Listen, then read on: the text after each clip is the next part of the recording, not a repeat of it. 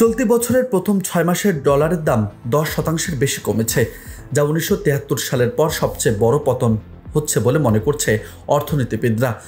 যুক্তরাষ্ট্রের প্রধান বাণিজ্য অংশীদারদের মুদ্রার বিপরীতে এই দরপতন বিনিয়োগকারীদের মধ্যে উদ্বেগ বাড়িয়েছে।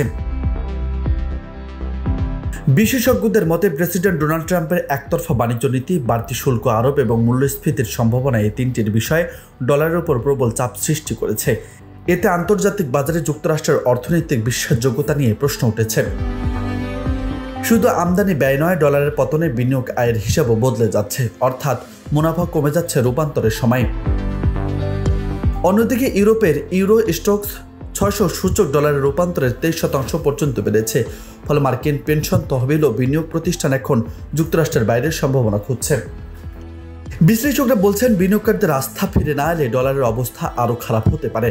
আন্তর্জাতিক বন্ড বাজারেও মার্কিন সম্পদের চাহিদা কমেছে। বিশ্লেষণে দেখা গেছে, যেখানে একসময় যুক্তরাষ্ট্র ছিল নিরাপদ বিনিয়োগের গন্তব্য, এখন সেই বিশ্বাসের চির ধরেছে। আর তা সরাসরি প্রতিফলন পড়েছে বিশ্বব্যাপী আর্থিক প্রবাহ ও মুদ্রা বাজারে। নিউজ ডেস্ক, বার্তা 24।